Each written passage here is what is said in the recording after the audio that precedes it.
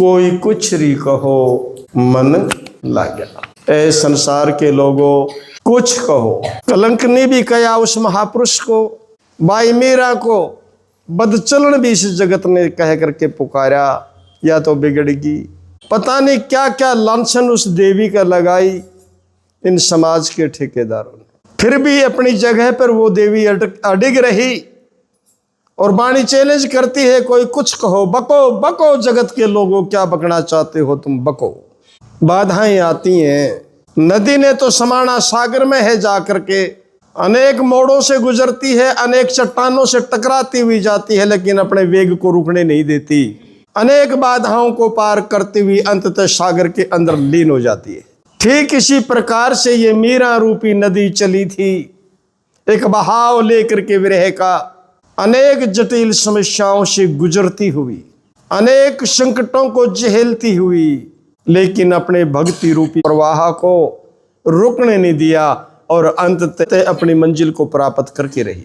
ऐ जगत के लोगों कुछ कहो, अब तो मन लग गया है, और लगा भी कैसा कि सारा भय ही खत्म हो गया। क्यों? क्योंकि सतगुरु ने वो स्वरूप मुझे जनाया है जहां तक काल की पहुंची नहीं। तो फिर भय किसका, भय किस बात का? वहां तक काल की दौड़ नहीं। लाग्या भी ऐसा भय भाग्या। प्रेम गली में हमें तो सतगुरु मिल गए, मिलते ही प्रेम की गली में हैं, क्योंकि जिनकी दृष्टि के अंदर दुविधा रहती है उनको सतगुरु को आज मिलते, इनको काल मिलते। वो तो प्रेम का मार्ग, वो प्रेम की गली में मिलते हैं, उनकी रहनी ही प्रेम की गली में है। प्रेम गली में हमें सतगुरु मिल गए, ज्योति में ज्योत समा गया, और जिसकी ज्योति में ही ज्योत समा गई वो काल से रहित हो गया। प्रमाण सतगुरु गुलाब देव जी का। और तो सब मिटेगा। भूम चले और नीर चले, पुनि आग तपोन आकाश चले हैं, ये तो सब जानने वाले हैं। साधक सिद्ध सभी चल जावत, वेद पुराण कुरान उठे हैं। नाम रूप सभी चल जावत, सूरज चांद सभी चले जाए हैं। और साधक सिद्ध सभी चल जावत, वेद पुराण कुरान उठे हैं।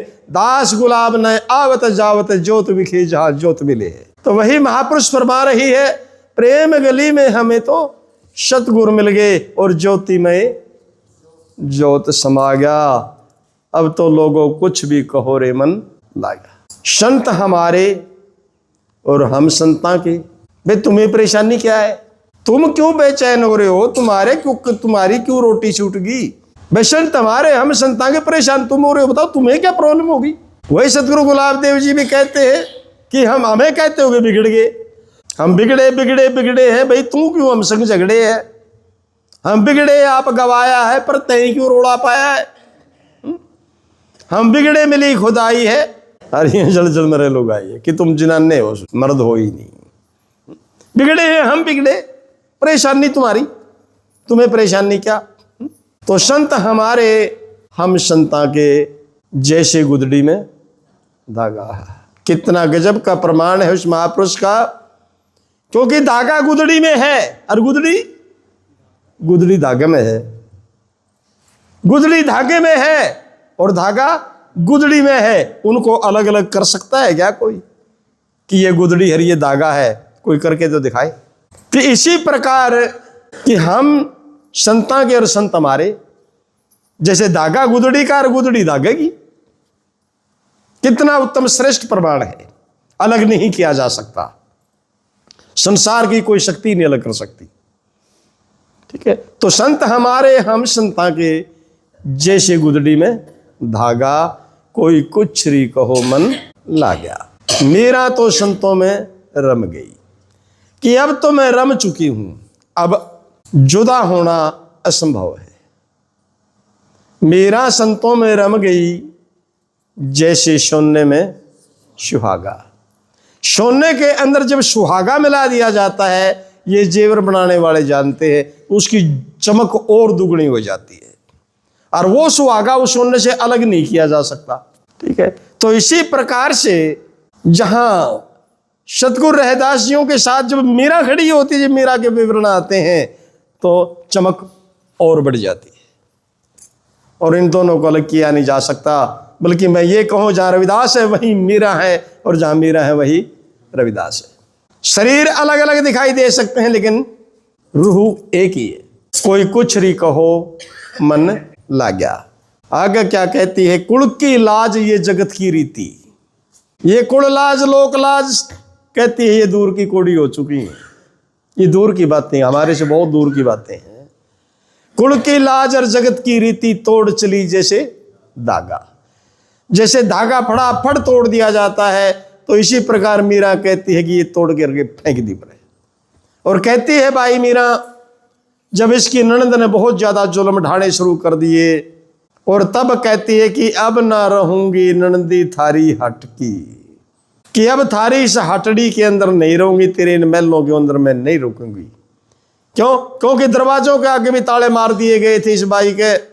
फिर भी अपनी चुन्नी की कमद बना करके नीचे उतर करके उस महापुरुष से प्रवचन उपदेश ग्रहण किया। अब ना रहूंगी ननदी थारी हटकी, साध संगत मोए प्यारी लाग गई लाज गई घूंघट की। भगा दिया वाला ओढ़ना ना तार के घूंघट की लाज तोड़ के फेंक दी। ठीक है, अब मैं रोकी हुई नहीं रुक सकती। तो वही कहती है, कुल की लाज ये जगत की रीति तोड़ दी जैसे धागा, कोई कुछ री बको मन लाग्या। और लाग्या भी ऐसा भय भाग्या, भय से रहित निर्भय पद को प्राप्त। अब लोग चर्चा करते हैं, अक्सर होता ही है, संतों की चर्चा करते रहते हैं, लोग निंदा भी करते रहते हैं, पीठ पाछे तो ये करते हैं, वो है यू न्यू है, यू ठग है, यू फलानी है, पता नहीं क्या क्या बकवास मारते हैं। क्योंकि ये स्वभाव है, लोगों का ये स्वभाव है, समाज का ये स्वभाव है। बहुत उत्तम प्रमाण सदगुरु गुलाब देव जी ने प्रमाण दिया कि शीश महल के कुत्ते निंदक के कुकर भौंके ना ही रे। ये किसी के बस की बात है? क्योंकि जो शीशे के महल में एक कुत्ते को रोक दो, उसने हर तरफ कुत्ते दिखाई देते हैं उस शीशे के अंदर, फिर वो क्या करेगा? भौंकेगा, भौंकेगा। हर शीशे के अंदर उसको हुए कुत्ते भी भौंकते हुए ही दिखेंगे, और वो भौंक भौंक करके उस शीशे के महल में प्राण छोड़ देगा, मर जाएगा। तो सदगुरु प्रमाण देते हैं यही जगत की रीत है। क्योंकि संतों की निंदा करते हैं तो सदगुरु साहब फरमाते हैं, ये जग शीश महल के कुत्ते निंदक, यानी जगत रूपी शीशे के महल के अंदर ये जो कुत्ते हैं, कौन? निंदा करने वाले। शीश महल के कुत्ते निंदक कुकर भौंके नाई रे, अपना रूप सुफेरे दिखे झाया ले ले पाई रे। और दूर दूर दुरकारो निंदक, बिला इनको दूर रखो, इनसे दूर रहो। दूर दूर दुरकारो निंदक, ये आपे मर जाए रे। जैसे वो कुत्ता बो बो के आपे मर गया, तो इनके ललठ मलठा होने की जरूरत नहीं। साहेब फरमाते हैं कि ये अपने आप ही मर जाएंगे। दूर दूर दुरकारो निंदक, आपे ही मर जाए रे। और भोग भोग जो थक जावे निंदक, सुते पावे बढ़ियाई रे। पर एक गजब की बात की महापुरुषों ने, याद रखे में नहीं ये निंदक, कि आगे निंदक छूटे नहीं, बच नहीं सकता। आगे निंदक छूटे नहीं, जो जग आंच जड़ाई रे। जो जग कहते हैं नरक को, कि ये निंदा करने वाले एक दिन नरक की आग के अंदर सड़ेंगे। आगे निंदक छूटे नहीं, जो जग आंच पवाई रे। दास गुलाब कहे फिर निंदक, शुक्र जून पवाई रे।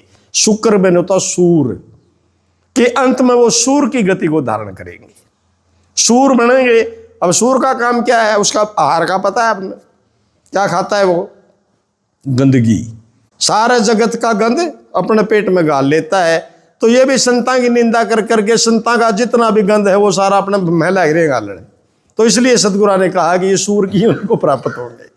ठीक है, तो इसी प्रकार से लोग कहें या मीरा बावड़ी होगी, बिला यू बैम में जगत ने खा गया, इस बैम ने खा लिया यू संसार, इनका यू बैम नहीं भागा। फिर भी कहती है, चैलेंज करती है कि संसार के लोगों को क्या बिगाड़ सकते हो? क्योंकि इस संसार की एक लिमिट है। ये कहां तक जा सकते हैं? इस चोड़े को छुटा सकते हैं, शरीर को ले सकते हैं, ये शरीर को छुटा देंगे यानी मार देंगे। तो ये संसार के लोग नहीं छुटाएंगे, यूं तो एक दिन फिर भी छूटेगा, यूं तो फिर भी छूटना है। इसलिए वो निर्भय होकर के कहती है कि लोग हमारा क्या कर ले सी, ये लोग क्या बिगाड़ेंगे? ज्यादा ज्यादा शरीर छुटाएंगे, ये तो वैसे भी छूटेगा, जाना ही जाना है, इसकी मनोत भी क्या है? लोग हमारा क्या कर ले सी, क्या कर ले काला कागा, ये काल रूपी काग बिगाड़ेगा ही क्या? क्यों? क्योंकि सतगुरु ने वो पाक पवित्र वस्तु मेरे को जनाई है, और काग का आहार वो बिष्ठा खाना है, वो गंदगी ही खाएगा काग। तो सतगुरु ने हमें तो वो पवित्र वस्तु बख्शी है, तो पवित्र वस्तु काग को कभी अच्छी नहीं लगती। काग के तो मोती खाना देखा है, वो तो करंग नहीं चचेड़ेगा। तो उस जड़ी के बगैर यू शरीर एक करंगी है, मुर्दा ही है, नाम बिना सब मृतक लोथा, और ये आवे सांस जान सब थोथा। उस नाम के बगैर ये शरीर केवल एक डेड बॉडी है, केवल एक चलती फिरती लाश है, और कुछ नहीं है। इसलिए भाई मीरा ने प्रमाण काग का दिया, कहाँ निशाना मारे। लोग हमारा क्या कर लेसी और क्या कर ले काला कागा, कोई कुछ नहीं कहो मन ला गया। रम गया है मन, अब लौटा नहीं जा सकता, वो वापस नहीं लौट करके आ सकता। मीरा ने गुरु मिले रविदासा, मेरा तो कोई भागपुर बुलाई जाएगा। लोग तो कहते हैं चमार गुरु बना लिया, चमड़े से तोलते हैं ना। और भाई मीरा कहते हैं कि मेरा तो पीछे का कोई भाग ही उत्तम था, वो जाग गया कि मुझे ऐसे श्रेष्ठ महापुरुष की प्राप्ति हुई। तो ये ऐसा उस महापुरुष की वाणी का सारांश था। और ये भी सत्य है कि जहां आज मीरा खड़ी हो जाती है, जैसे आसमान के अंदर जब चांद निकलता है तो तारों की रोशनी फीकी पड़ जाती है, भक्ति काल के अंदर, भक्ति मार्ग के अंदर जहां पर मीरा खड़ी होती है संतों के बीच में आके, तो संतों की दमक फीकी पड़ जाती है सितारों की तरह।